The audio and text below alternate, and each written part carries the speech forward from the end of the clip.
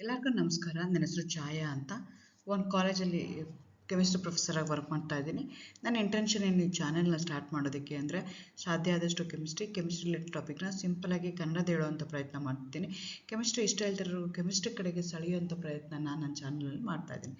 Particularly Kannada medium ಹುಡುಗರಿಗೆ, rural ಹುಡುಗರಿಗೆ help ಆಗಲಿ ಅಂತ ಕೆಮಿಸ್ಟ್ರಿನ ಕನ್ನಡದ ಹೇಳುವಂಥ ಪ್ರಯತ್ನ ನಾನು ನನ್ನ ಚಾನಲ್ ಮುಖಾಂತರ ಮಾಡ್ತಾ ಇದ್ದೀನಿ. ನೀವೇನಾದರೂ ರಾಣಿ ಚೆನ್ನಮ್ಮ ಯೂನಿವರ್ಸಿಟಿನಲ್ಲಿ ಓದ್ತಾ ಇದ್ದೀರಾ, SCP ಪ್ರಕಾರ ಫಸ್ಟ್ BScನಲ್ಲಿ ಕೆಮಿಸ್ಟ್ರಿನ one of the major subject ಆಗಿ ತೊಗೊಂಡಿದ್ದೀರಾ ಅಂದರೆ, ಅದರಲ್ಲಿ ಒಟ್ಟು 4 ಯೂನಿಟ್ ಬರುತ್ತೆ ಕೆಮಿಸ್ಟ್ರಿನಲ್ಲಿ. 4ನೇ ಯೂನಿಟಲ್ಲಿ ನಿಮಗೆ ಸ್ಟೀರಿಯೋ ಕೆಮಿಸ್ಟ್ರಿ ಅನ್ನೋ ಒಂದು ಟಾಪಿಕ್ ಬರುತ್ತೆ. ಅದರಲ್ಲಿ 8ನೇ ವಿಡಿಯೋ ನಾನು ಇವತ್ತು ಅಪ್ಲೋಡ್ ಮಾಡ್ತಾ ಇರೋವಂಥದ್ದು. ಆ್ಯಕ್ಚುಲಿ ಸ್ಟೀರಿಯೋ ಐಸೋಮರ್ಸಲ್ಲಿ 2 ಥರ ಬರುತ್ತೆ. ಒಂದಕ್ಕೆ ಆಪ್ಟಿಕಲ್ ಐಸೋಮರ್ಸ್ ಅಂತ ಕರಿತೀವಿ, ಇನ್ನೊಂದಕ್ಕೆ ಜೊಮೆಟ್ರಿಕಲ್ ಐಸೋಮರ್ಸ್ ಅಂತ ಕರಿತೀವಿ. ಸೊ ಆಪ್ಟಿಕಲ್ ಐಸೋಮರ್ಸಲ್ಲಿ ಇದನ್ನು 6ನೇ ವಿಡಿಯೋ ನಾನು ಅಪ್ಲೋಡ್ ಮಾಡ್ತಾ ಇರೋವಂಥದ್ದು. ಇವತ್ತಿನ ವಿಡಿಯೋದಲ್ಲಿ configuration of optical isomers. So configuration ಅಂದರೆ ಏನು? Particularly, you know that when you consider the stereoisomers, we are going to consider 3-dimensional picture. 3Dನಲ್ಲಿ ಕನ್ಸಿಡರ್ ಮಾಡ್ಕೊಳ್ತೀವಿ. ಇನ್ ಸ್ಪೇಸ್ ಯಾವ ಥರ ಅರೇಂಜ್ಮೆಂಟ್ ಆಗಿದೆ ಆಟಮ್ಸ್ ಅಂತ ನಾವು ನೋಡ್ಕೊಳ್ತೀವಿ. ಅದಕ್ಕೆ ನಾವು ಸ್ಟೀರಿಯೋ ಐಸೋಮರ್ಸ್ ಅಂತ ಹೇಳ್ತೀವಿ. ಆದರೆ ಆ ಸ್ಟ್ರಕ್ಚರ್ಸ್ನ ನಾವು ಬೋರ್ಡ್ ಮೇಲೆ ಬರೀಬೇಕಾದ್ರೆ I cannot represent that with 3 dimension. I am going to represent 3-dimensional actual molecule on a 2-dimensional board or on a paper. ಅದಕ್ಕೆ ನಾವೇನಂತ ಕರಿತೀವಿ? ಕಾನ್ಫಿಗರೇಷನ್ ಅಂತ ಕರಿತೀವಿ. ಸೊ ಅದು ಹೇಗಾಯಿತು, ಅದನ್ನು ಹೆಂಗೆ ಬರೀತಾರೆ? First they took one of the compound as the standard compound ಅಂತ ಕನ್ಸಿಡರ್ ಮಾಡಿಕೊಂಡ್ರು, ರಿಲೇಟಿವ್ ಆಗಿ ಕನ್ಸಿಡರ್ ಮಾಡಿಕೊಂಡ್ರು. ಅದಕ್ಕೆ ಯಾವ ಥರ ಇದೆಯೋ ಅದೇ ಥರ ಹೇಳೋಣ ಅಂತ ಕನ್ಸಿಡರ್ ಮಾಡಿಕೊಂಡ್ರು. ಅದಕ್ಕೆ ನಾವೇನಂತ ಕರಿತೀವಿ? ರಿಲೇಟಿವ್ ಕಾನ್ಫಿಗರೇಷನ್ ಅಂತ ಕರಿತೀವಿ. It can be represented by D and L ಅಂತ ರೆಪ್ರೆಸೆಂಟ್ ಮಾಡ್ತಾರೆ. ಆಮೇಲೆ that leads to lot of problems. ಹಾಗಾಗಿ ಏನು ಮಾಡಿದ್ರು, we are not going to compare with anywhere, with a molecule will do it ಅಂತಂದರು. ಅದಕ್ಕೆ ನಾವೇನಂತ ಕರಿತೀವಿ? ಅಬ್ಸಲ್ಯೂಟ್ ಕಾನ್ಫಿಗರೇಷನ್ ಅಂತ ಕರಿತೀವಿ. RNS ಅಂತ ನಾವು ಹೇಳ್ತೀವಿ.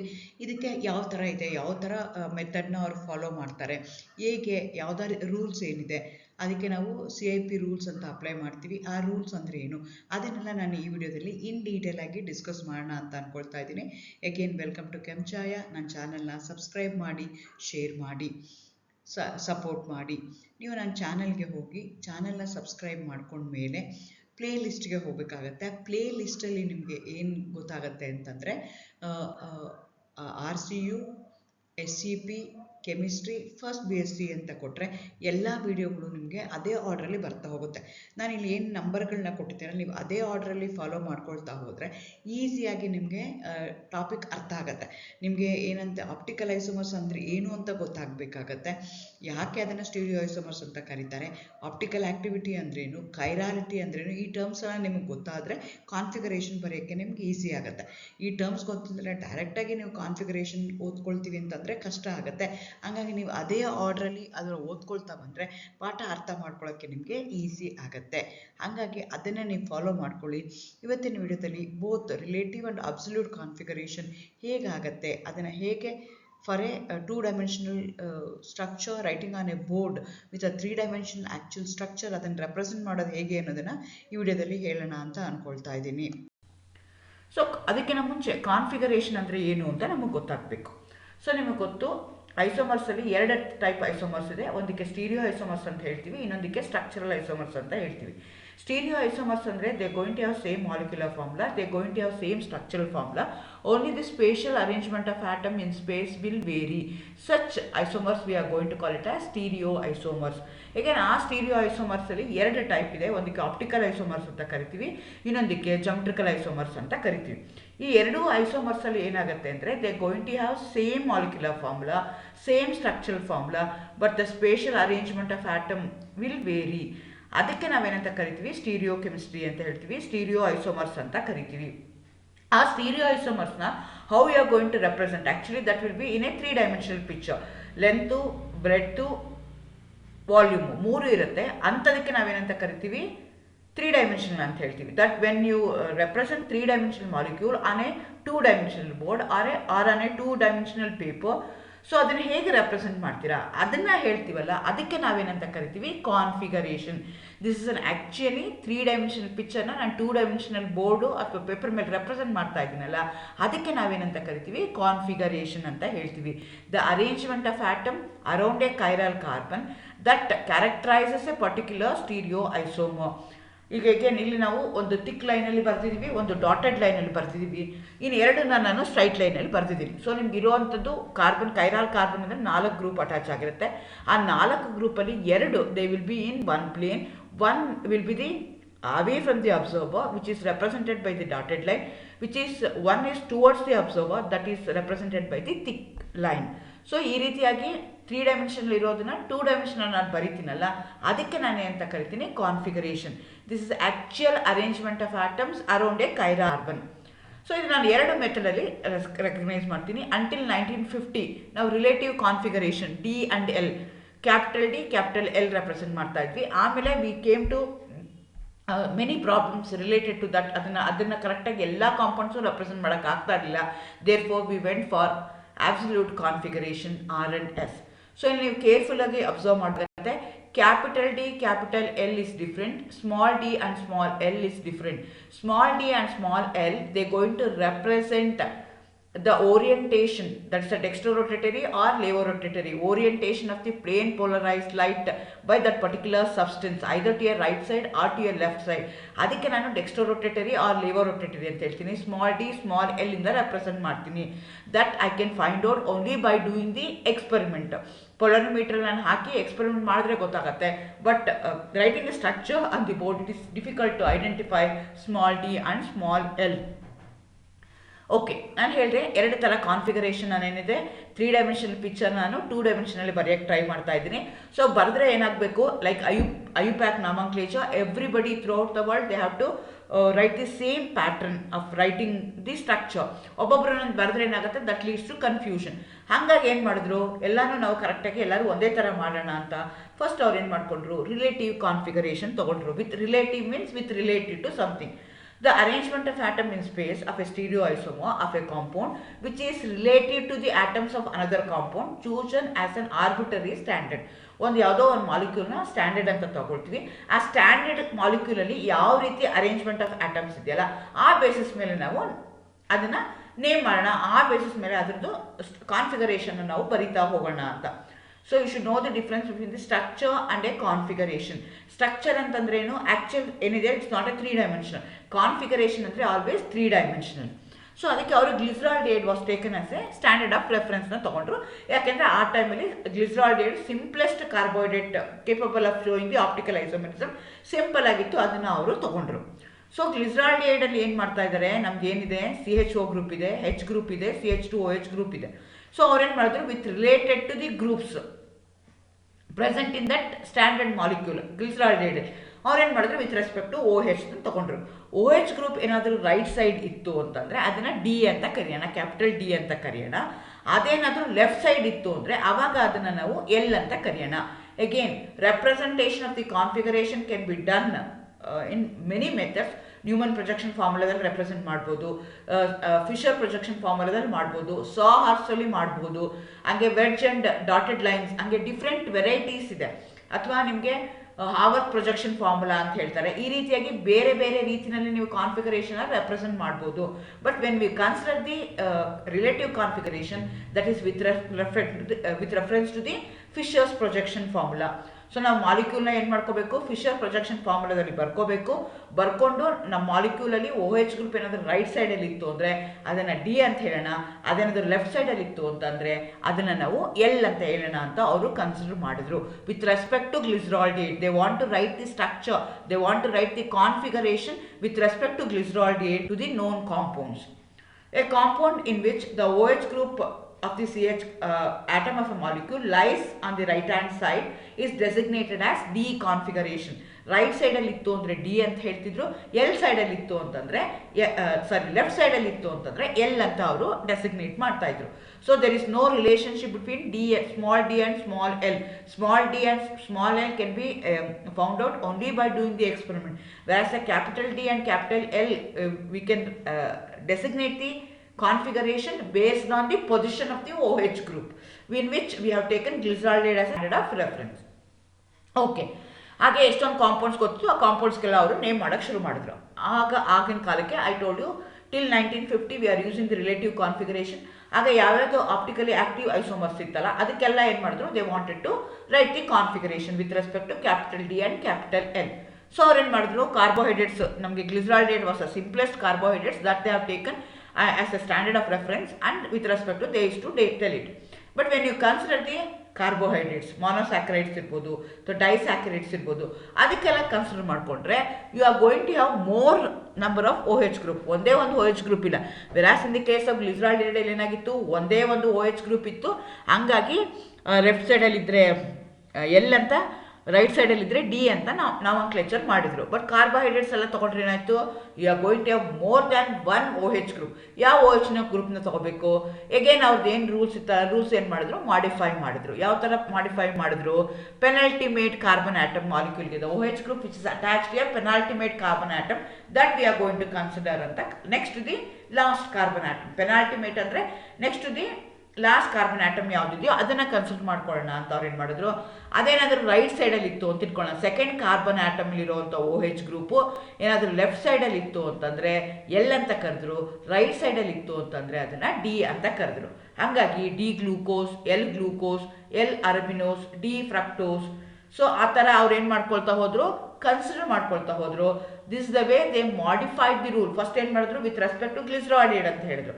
ಸೊ ಗ್ಲಿಸರಾಲ್ಡಿಹೈಡ್ ಥರನೇ ಹೇಳಬೇಕು ಅಂದರೆ sugars they had more than one OH group. ಯಾವ OH ಗ್ರೂಪ್ನ ತಗೋಬೇಕು, ಪೆನಾಲ್ಟಿಮೇಟ್ ಕಾರ್ಬನ್ ಆಟಮ್ಲಿರುವಂಥದ್ದು ತಗೊಳ್ಳಿ ಅಂತ ಹೇಳಿದ್ರು. ಸೊ ಹಾಗಾಗಿ ನಾವು ಆ OH ಗ್ರೂಪ್ನ ಕನ್ಸಿಡರ್ ಮಾಡಿಕೊಂಡು based on the position of the OH group which is attached to a penultimate carbon atom, ಅದ್ರ ಬೇಸಿಸ್ ಮೇಲೆ ಶುಗರ್ಗೆ ನಾಮನ್ಕ್ಲೇಚರ್ನ ಮಾಡಿದ್ರು. ಓಕೆ, ಅಷ್ಟೊಂದಾಗಲೇ ಅಮೈನೋ ಆಸಿಡ್ಸ್ ಗೊತ್ತಿತ್ತು.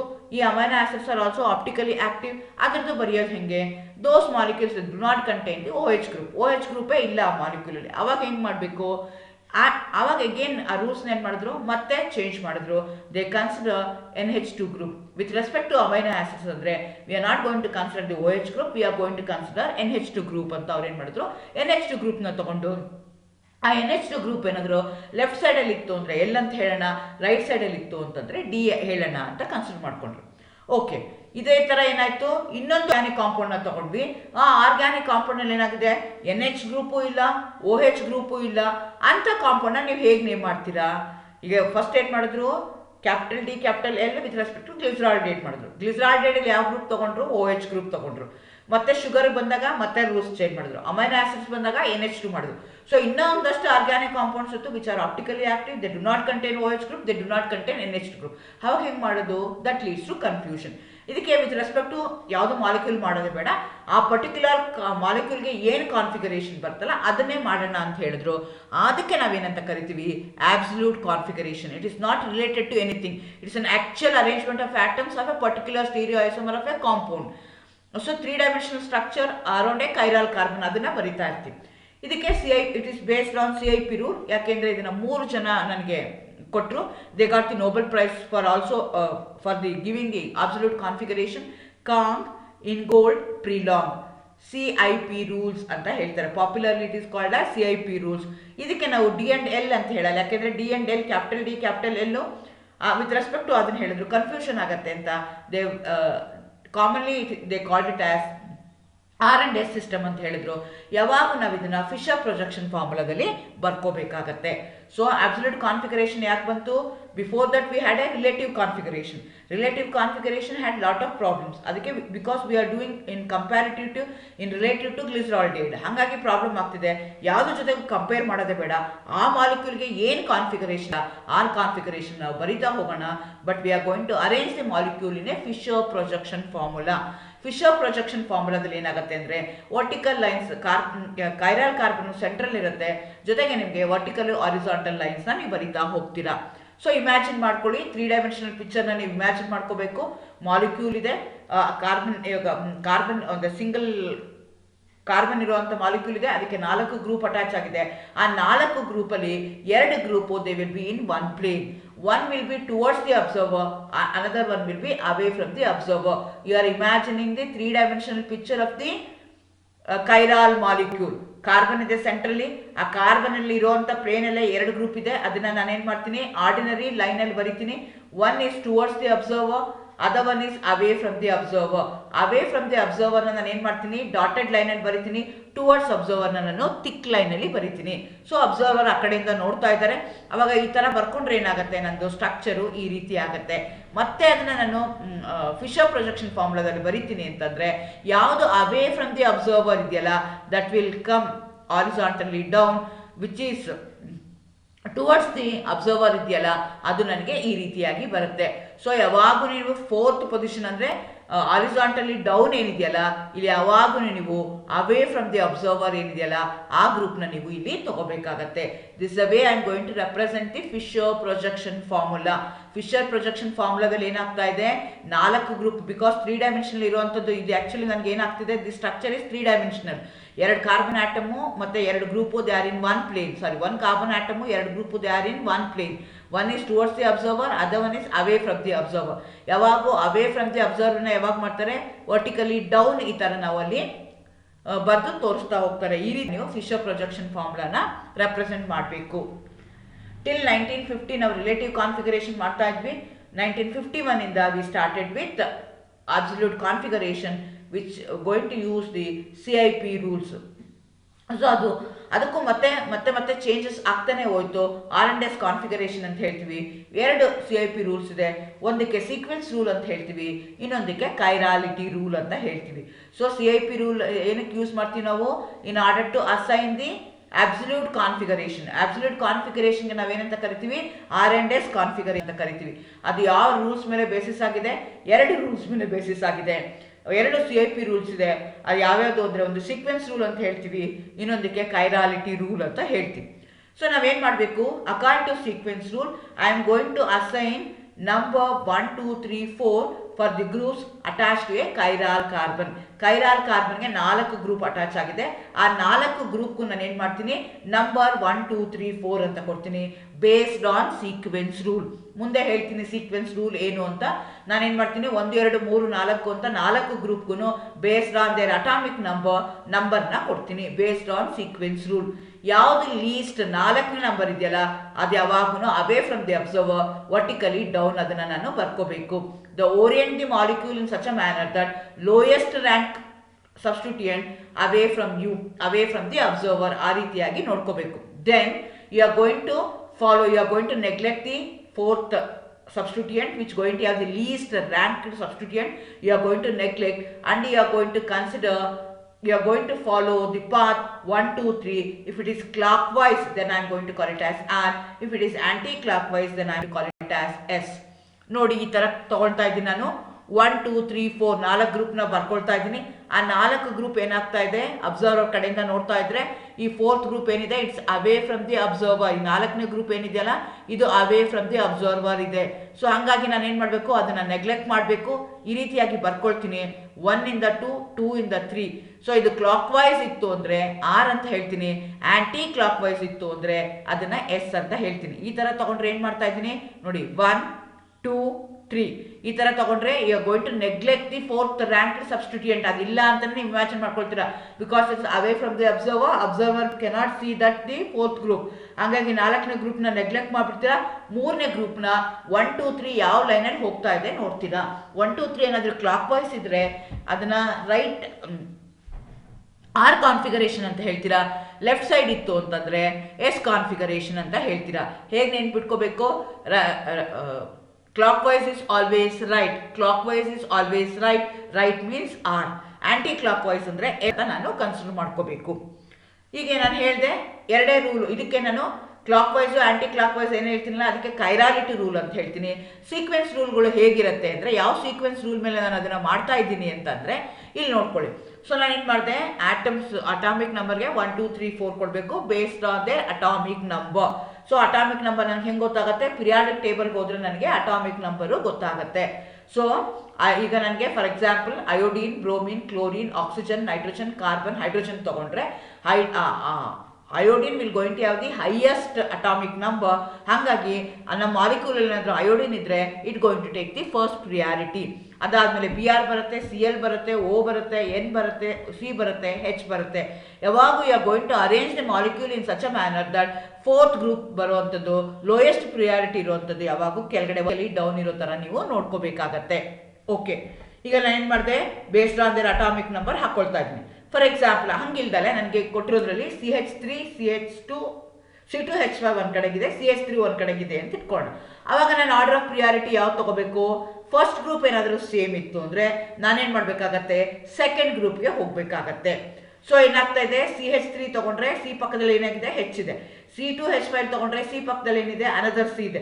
ಫಸ್ಟ್ ಆಟಮ್ ಸೇಮ್ ಆದಾಗ ಸೆಕೆಂಡ್ ಆಟಮ್ ಹೋಗ್ಬೇಕು. ಸೆಕೆಂಡ್ ಆಟಮ್ C2H5 ಏನಾಗ್ತಿದೆ, ಕಾರ್ಬನ್ ಆಗ್ತಾ ಇದೆ. CH3 ಏನಾಗ್ತಿದೆ, ಹೈಡ್ರೋಜನ್ ಆಗ್ತಾ ಇದೆ.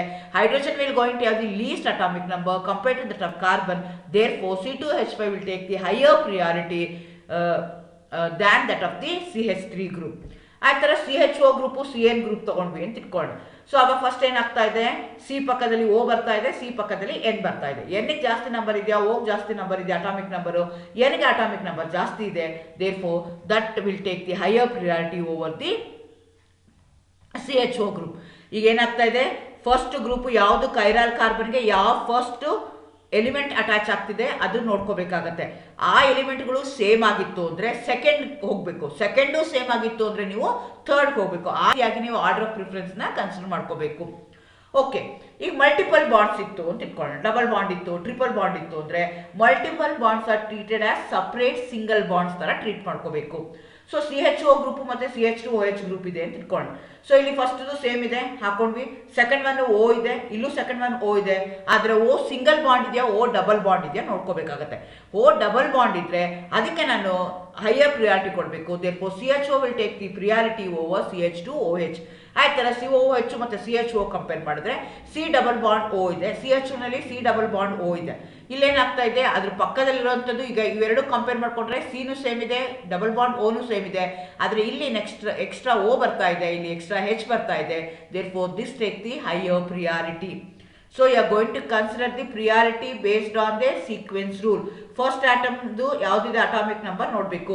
ಫಸ್ಟ್ ಆಟಮ್ ಸೇಮ್ ಇತ್ತು ಅಂದ್ರೆ ಸೆಕೆಂಡ್ ನೋಡ್ಬೇಕು, ಸೆಕೆಂಡು ಸೇಮ್ ಇತ್ತು ಅಂದ್ರೆ ಥರ್ಡ್ ನೋಡ್ಬೇಕು, ಸೆಕೆಂಡು ಸೇಮ್ ಇತ್ತು ಅಂತಂದ್ರೆ ಥರ್ಡು ಸೇಮ್ ಇತ್ತು ಅಂದ್ರೆ ಡಬಲ್ ಬಾಂಡ್ ಇದೆಯಾ ಸಿಂಗಲ್ ಬಾಂಡ್ ಇದೆಯಾ ನೋಡ್ಬೇಕು. Double bond will take the higher priority over the single bond. ಅದೇ ರೀತಿ ಐಸೋಟೋಪ್ಸ್ ಏನಾದರೂ ಇತ್ತು ಅಂದ್ರೆ ಐಸೋಟೋಪ್ಸ್ಗೆ ಯಾವುದಕ್ಕೆ ಹೈಯರ್ ಅಟಾಮಿಕ್ ನಂಬರ್ ಇರುತ್ತಲ್ಲ that will take the higher atomic mass number ಯಾವ್ದಿರುತ್ತಲ್ಲ, ಅಟಾಮಿಕ್ ಮಾಸ್ ಯಾವ್ದು ಜಾಸ್ತಿ ಇರುತ್ತಲ್ಲ that going to take the priority. Okay, ಈಗ ನನಗೆ ಈಗ ರೂಲ್ಸ್ ಗೊತ್ತಾಯ್ತು. CIP ರೂಲ್ಸ್ ಪ್ರಕಾರ ನಾನು ಏನ್ ಮಾಡ್ತಾ ಇದ್ದೀನಿ, R&S ಕಾನ್ಫಿಗರೇಷನ್ ಅಸೈನ್ ಮಾಡ್ತಾ ಇದ್ದೀನಿ, ಅಬ್ಸಲ್ಯೂಟ್ ಕಾನ್ಫಿಗರೇಷನ್ ಅಂತ ಹೇಳ್ತಾ ಇದ್ದೀನಿ. ಎರಡೇ ರೂಲ್ ಇರೋದು, ಒಂದು ಸೀಕ್ವೆನ್ಸ್ ರೂಲು, ಎರಡನೇದು ಕೈರಾಲಿಟಿ ರೂಲ್. ಸೀಕ್ವೆನ್ಸ್ ರೂಲ್ ಏನ್ ಮಾಡ್ತೀನಿ ನಾನು 1 2 3 4 ನಾನು ಗ್ರೂಪ್ಗೆ ಕೊಡ್ತೀನಿ. I am going to arrange my molecule in such a manner that the fourth group is vertically ಡೌನ್ವರ್ಡೇ ಇರಬೇಕು. ಆ ರೀತಿಯಾಗಿ ನಾನು ಅದನ್ನ ನೋಡ್ಕೊಳ್ತೀನಿ. Next I am going to follow 1 2 3 whether it's a clockwise or aunty clock wise. Based on that I am going to say RRS. ಈಗ ಒಂದು example ತಗೊಂಡಿದ್ದೀನಿ. ಈ ಎಕ್ಸಾಂಪಲ್ ಅಲ್ಲಿ ನೋಡ್ಕೊಳ್ಳಿ, I ಇದೆ, BR ಇದೆ, CL ಇದೆ, ಹೈಡ್ರೋಜನ್ ಫೋರ್ತ್ ಗ್ರೂಪ್ ಇದೆ, ಅದು ವರ್ಟಿಕಲಿ ಡೌನೇ ಇದೆ, ನೋ ಪ್ರಾಬ್ಲಮ್. ಈಗ ನಾನು ಏನು ಕನ್ಸಿಡರ್ ಮಾಡ್ಕೋಬೇಕು, ಹೈಡ್ರೋಜನ್ನು 1ನೇ ಪೊಸಿಷನ್ ಇದೆ, ಬ್ರೋಮಿನ್ 2ನೇ ಪೊಸಿಷನ್ ಇದೆ, ಕ್ಲೋರಿನು 3ನೇ ಪೊಸಿಷನ್ ಇದೆ. Priority order based on their atomic number. Atomic number ಹೆಂಗೆ ಗೊತ್ತಾಗುತ್ತೆ ನನಗೆ, ಪಿರಿಯಾಡಿಕ್ ಟೇಬಲ್ಗೆ ಹೋದ್ರೆ ಪಿರಿಯಾಡಿಕ್ ಟೇಬಲ್ ಅಲ್ಲಿ ನನಗೆ ಎಲ್ಲ ಆಟಮ್ದು ಎಲ್ಲ ಎಲಿಮೆಂಟ್ದು ಅಟಾಮಿಕ್ ನಂಬರ್ ಗೊತ್ತಿರುತ್ತೆ. ಸೊ ನಿಮ್ಗೊಂದು ವೇಗಾಗಿ ಒಂದು ಐಡಿಯಾ ಇರಬೇಕು. So hydrogen will going to have higher atomic number, ಅದಕ್ಕೆ ನಂಬರ್ 1. ಅದಾದ್ಮೇಲೆ ಕ್ಲೋರಿನು ಬ್ರೋಮಿನ ಕನ್ಸಿಡರ್ ಮಾಡ್ಕೊಂಡ್ರೆ bromine will going to have higher atomic number, ಅದಕ್ಕೆ 2 ಅಂತ ಕೊಟ್ಟೆ. Chlorine will going to have the higher atomic number next than the hydrogen 3 ಅಂತ ಕೊಟ್ಟೆ, ಹೈಡ್ರೋಜನ್ಗೆ 4 ಅಂತ ಕೊಟ್ಟೆ. ಸೊ 4ನೇದು ನೀವು ಏನ್ ಮಾಡ್ಬೇಕಾಗತ್ತೆ, ನೆಗ್ಲೆಕ್ಟ್ ಮಾಡ್ಬೇಕಾಗತ್ತೆ. 1 2 3 ನೋಡ್ಬೇಕು. 1 2 3 clockwise anti clock wise ನೋಡ್ಬೇಕು. ಅದೇನಾದ್ರೆ ಆಂಟಿ ಕ್ಲಾಕ್ ವೈಸ್ ಆದ್ರೆ S ಅಂತ ಕರಿತೀವಿ, ಕ್ಲಾಕ್ ವೈಸ್ ಆದ್ರೆ R ಅಂತ ಕರಿತೀವಿ. ಸೊ ಇಲ್ಲಿ ಏನಾಗ್ತಾ ಇದೆ, 1 ಆದ್ಮೇಲೆ 2 2 ಆದ್ಮೇಲೆ 3 ಅಂದ್ರೆ ಇದು ಆಂಟಿ ಕ್ಲಾಕ್ ವೈಸ್ ಆಗ್ತಾ ಇದೆ. ಆಂಟಿ ಕ್ಲಾಕ್ ವೈಸ್ ಆಗಿರೋದಕ್ಕೋಸ್ಕರ ಅದನ್ನ ನಾನು S ಅಂತ ಕನ್ಸಿಡರ್ ಮಾಡ್ತೀನಿ. ಓಕೆ, ಅದಕ್ಕೆ ಏನ್ ಮಾಡ್ತಿದ್ದಾನೆ, ಈಗ ನಾನು ಮಿರರ್ ಇಮೇಜ್ ನ ಬರಿತಾ ಇದ್ದೀನಿ. ಮಿರರ್ ಇಮೇಜ್ ನ ಬರೆದ್ರೆ ಏನಾಗುತ್ತೆ, ಈ CL ಗ್ರೂಪ್ ಈ ಹೈಡ್ರೋಜನ್ ಗ್ರೂಪ್ ಹಾಗೆ ಇರುತ್ತೆ, only these 2 group will interchange. ಅವಾಗ BR ಈ ಕಡೆಗೆ ಬರುತ್ತೆ, I ಗೆ ಬರುತ್ತೆ. ಅವಾಗ ನಂಬರ್ ತಗೊಂಡ್ರೆ ಏನಾಗುತ್ತೆ, ನಂಬರ್ ರಿಮೈನ್ಸ್ ದ ಸೇಮ್ 1 2 3. ಆದ್ರೆ ಇದೇನಾಗ್ತಾ ಇದೆ, ಆರೋ ಮಾರ್ಕ್ ಹೇಗಾಗ್ತಾ ಇದೆ, ಈ ರೀತಿ ಆಗ್ತದೆ, which is in a clockwise direction. ಹಂಗಾಗಿ ಅದನ್ನ ನಾನು R ಕಾನ್ಫಿಗರೇಷನ್ ಅಂತ ಹೇಳ್ತೀನಿ. ಸೊ ನಿಮಗೆ ಈ ತರ ಮಾಲಿಕ್ಯೂಲ್ ನ ಕೊಟ್ಟಿದ್ದಾರೆ ಅಂತ ಇಟ್ಕೊಳ್ಳೋಣ. You are going to arrange the molecule in a Fisher projection formula. Vertically fourth least priority ಇರುವಂಥದ್ದು ನಂಬರ್ 4 ಇರುವಂಥದ್ದು ವರ್ಟಿಕಲಿ ಡೌನ್ ಇರಬೇಕು. ಆ ರೀತಿಯಾಗಿ ನೀವು ಮಾಲಿಕ್ಯೂಲ್ನ ಅರೇಂಜ್ ಮಾಡ್ಕೋಬೇಕು. ಅದಾದಮೇಲೆ ನೀವೇನು ಮಾಡ್ತೀರಾ ಅಂದರೆ ಗ್ರೂಪ್ಸ್ಗೆ 1 2 3 4 ನಂಬರ್ನ ಕೊಡ್ತೀರಾ based on their atomic number.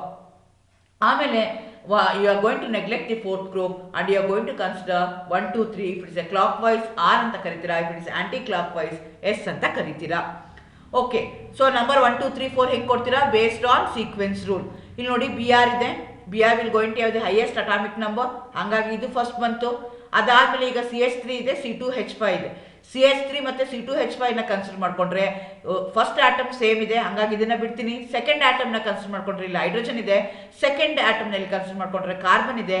ಕಾರ್ಬನ್ಗೆ ಮತ್ತು ಹೈಡ್ರೋಜನ್ಗೆ ಕಂಪೇರ್ ಮಾಡಿದ್ರೆ carbon will going to have the higher atomic number. Therefore I am going to give the second priority to C2H5 ಗ್ರೂಪ್ಗೆ ನಾನು ಸೆಕೆಂಡ್ ಪ್ರಿಯಾರಿಟಿನ ಕೊಡ್ತೀನಿ. ಅವಾಗ ಏನಾಗುತ್ತೆ ಅಂದರೆ ದ ಆರ್ಡರ್ ವಿಲ್ ಬಿ 1 2 3 ಈ ಥರ ಬರ್ತಾ ಇದೆ. ಹಾಗಾಗಿ that I am going to call it as an R, ಅದವನ್ನ I am going to call it as an S. So clock wise ಇದೆಯಾ ಆಂಟಿ ಕ್ಲಾಕ್ ವೈಸ್ ಇದೆಯಾ ನೋಡ್ಕೋಬೇಕು.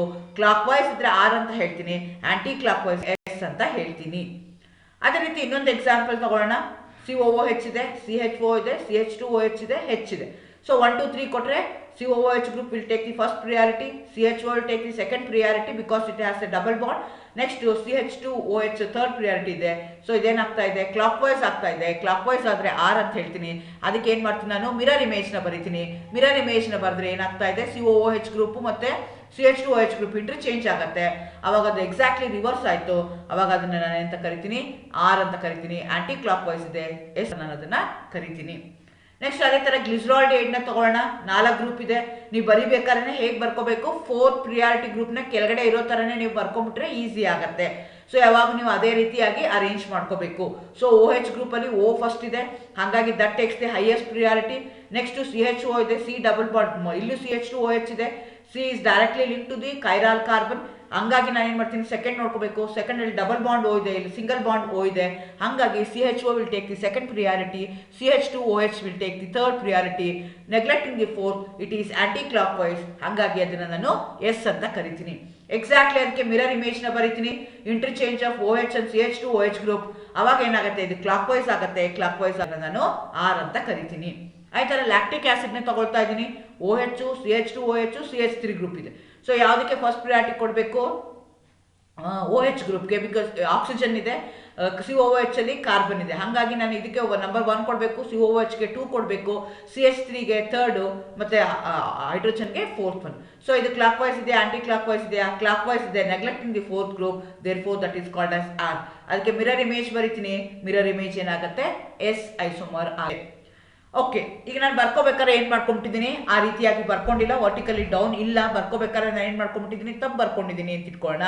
ಅವಾಗ ಏನು ಮಾಡಬೇಕು, ಫಾರ್ ಎಕ್ಸಾಂಪಲ್ ನಾನು 4th ಗ್ರೂಪ್ನ ಏನು ಮಾಡ್ಕೊಂಡಿದ್ದೀನಿ ಇಲ್ಲಿ ತೊಗೊಂಡಿದ್ದೀನಿ, 3rd ಗ್ರೂಪ್ನ ಇಲ್ಲಿ ತೊಗೊಂಡಿದ್ದೀನಿ. ಫಸ್ಟ್ ಏನು ಮಾಡ್ತೀರಾ, based on the sequence rule ನೀವೇನು ಮಾಡ್ತೀರಾ, you are going to assign 1 2 3 4. 4th 1 ಯಾವಾಗೂ ವರ್ಟಿಕಲಿ ಡೌನ್ ಇರೋ ಥರ ನೀವು ಅರೇಂಜ್ ಮಾಡ್ಕೋಬೇಕು. ಇರಲಿಲ್ಲ ಅಂದರೆ ಏನು ಮಾಡಬೇಕು ಅಂದರೆ ಡಬಲ್ ಇಂಟರ್ಚೇಂಜ್ ಮಾಡಬೇಕು. ಡಬಲ್ ಇಂಟರ್ಚೇಂಜ್ ಮಾಡ್ತೀನಿ ಅಂದರೆ ಈ ಹೆಚ್ಚಿನ ಇಲ್ಲಿ CH3 ಗ್ರೂಪ್ಗೆ CH3 ಜಾಗಕ್ಕೆ H ಹಾಕ್ತೀನಿ. ಇವೆರಡರ ಮಧ್ಯೆ ಇಂಟರ್ಚೇಂಜ್ ಮಾಡ್ತೀನಿ. ಅದೇ ರೀತಿ ಈ 2 ಗ್ರೂಪ್ನ ನಾನು ಏನು ಮಾಡ್ತೀನಿ ಇಂಟರ್ಚೇಂಜ್ ಮಾಡ್ತೀನಿ. OH ಇಲ್ಲಿ ಹೋಯ್ತು, CH3 ಇಲ್ಲಿ ಬಂತು. Is a clear? ಮತ್ತೊಂದ್ಸಲ ಹೇಳ್ತಾ ಇದ್ದೀನಿ. 4th 1 ಯಾವಾಗ ನಾನು ಏನು ಮಾಡ್ಕೋಬೇಕು, ವರ್ಟಿಕಲಿ ಡೌನ್ ತಗೋಬೇಕು. ವರ್ಟಿಕಲಿ ಡೌನ್ ಇರಲಿಲ್ಲ ಅಂದರೆ ಅದನ್ನು ಡಬಲ್ ಇಂಟರ್ಚೇಂಜ್ ಮಾಡಿ ನೀವೇನು ಮಾಡ್ಕೋಬೇಕಾಗತ್ತೆ, ಕೆಳಗಡೆಗೆ ತೊಗೊಂಡ್ಬರ್ಬೇಕಾಗತ್ತೆ. ಸೊ ಇಲ್ಲಿ ಡಬಲ್ ಇಂಟರ್ಚೇಂಜ್ ಮಾಡಿ ನಾನು ಹೈಡ್ರೋಜನ್ನ ಕೆಳಗಡೆಗೆ ತೊಗೊಂಡ್ಬಂದು ದೆನ್ ಅಲಾಟೆಡ್ 1 2 3 ಅದು ಕ್ಲಾಕ್ ವೈಸ್ ಇದೆ ಆರ್ ಅಂತ ಹೇಳ್ತೀನಿ. ಅದಕ್ಕೆ ಮಿರರ್ ಇಮೇಜ್ ತೊಗೊಂಡಾಗ ನಿಮಗೆ ಎಸ್ ಬರುತ್ತೆ. ಈ ರೀತಿಯಾಗಿ ನೀವು R&S ಕಾನ್ಫಿಗರೇಷನ್ನ ಅಸೈನ್ ಮಾಡ್ತೀರಾ. Very simple. ಎಲ್ಲ ಕಾಂಪಿಟೇಟಿವ್ ಎಕ್ಸಾಮ್ಸ್ಗಳಿಗೆ ಕೇಳ್ತಾರೆ. ಈವನ್ ನಿಮಗೆ ಫೈನಲ್ BSc ಎಕ್ಸಾಮ್ಗಳಲ್ಲಿ ಕೇಳ್ತಾರೆ. ರೈಟ್ R&S ಕಾನ್ಫಿಗರೇಷನ್ ಅಂತ ಒಂದು ಬರೆದ್ರೆ ಸಾಕು, ಅದಕ್ಕೆ ಮಿರರ್ ಇಮೇಜ್ ತೊಗೊಂಡ್ರೆ ನಿಮಗೆ ಇನ್ನೊಂದು ಬರ್ತಾ ಹೋಗುತ್ತೆ. It is based on CIP rule. 2 rule ಇದೆ, ಒಂದು ಸೀಕ್ವೆನ್ಸ್ ರೂಲು, ಇನ್ನೊಂದು ಕೈರಾಲಿಟಿ ರೂಲ್. ಸೀಕ್ವೆನ್ಸ್ ರೂಲ್ ಏನು ಹೇಳುತ್ತೆ, you are going to assign 1 2 3 for the groups and you are going to orient your molecule in such a manner that the 4th group which going to have the least priority order should be vertically down. ಆ ರೀತಿಯಾಗಿ ನೀವು arrange ಮಾಡಿಕೊಂಡು neglecting the fourth group 1 2 3 whether it's a clockwise, whether it is in the clockwise direction, whether it's in the anti clock wise direction. Based on that you are going to name R and S configuration. If it is clockwise you are going to call it as R, if it is anti clockwise you are going to call it as S. All the best. Thank you.